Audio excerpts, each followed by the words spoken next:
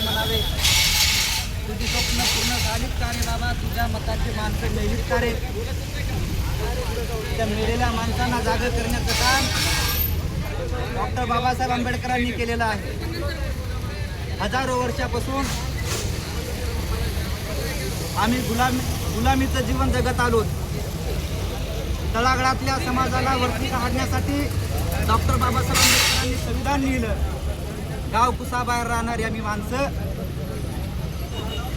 त्या माणसांना जगण्याचा अधिकार देण्याचं काम डॉक्टर बाबासाहेब आंबेडकरांनी केलेलं आहे. आणि या हिंगोली जिल्ह्यामध्ये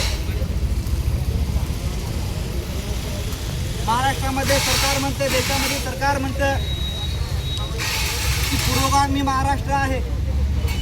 एकीकडे जातीवाद करायचा आणि दुसरीकडे पुरोगामी म्हणायचं.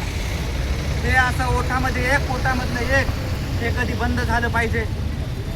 हो, जे बेरुळा या ठिकाणी काल जी घटना घडली, त्या घटनेचा आम्ही या ठिकाणी जाहीर निषेध करतो. ज्या डॉक्टर बाबासाहेब आंबेडकरांच्या दिव्या ध्वजामध्ये आम्ही बाबासाहेबांची प्रतिमा बघतो, आम्ही ज्या ध्वजाला आदर्श म्हणून पाहतो, आजही आम्ही त्या ध्वजाकडे बघून आमचं चळवळीचं प्रतीक आहे. आजही आमचे लेकरं त्या ध्वजाकडे बघून डॉक्टर बाबासाहेब आंबेडकर यांच्यासारखंच आम्हाला शिकायचंय, विद्वान व्हायचंय, अशी आम्ही संकल्पना मनामध्ये धरतो आणि त्या ध्वजाकडे आम्ही पाहतो. आणि त्या जर ध्वजाला, त्या जर आमच्या काळजाला कुठं हात लागत असेल तर आम्ही कदापि आम्ही सहन करणार नाही, याची आपण नोंद घ्यावी. कुठलाही आदेश नसताना प्रशासनाने कुणाच्या सांगण्यावरून आमच्या महिलांना मारहाण केली, याचाही शोध घ्यावा.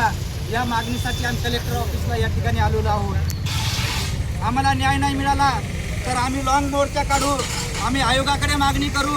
आम्ही कलेक्टरला या ठिकाणी हेच सांगण्यासाठी आलो की त्या ठिकाणी कोर्टामध्ये प्रकरण चालू असताना देखील जमिनीची मागणी आम्ही त्या ठिकाणी कोर्टामध्ये दाखल केलेली आहे.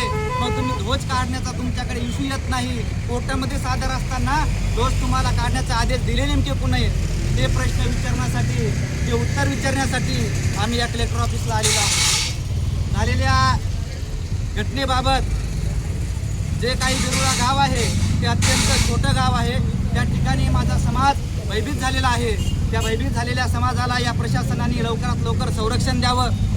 समाज कल्याण अधिकाऱ्याला, या शासनाला आमची विनंती आहे की सदरील गावामध्ये पुढची जे काही रूपरेषा सदरील व्यक्ती काही ठरवतील त्याच्या अगोदर त्यांना पावबंद करण्यात यावं आणि ज्या काही समाजाला अडचणी येतील त्यांच्यावरही ते सोडवण्याचं काम तिथल्या प्रशासनाने करावे, ही या ठिकाणी मी मागणी करतो.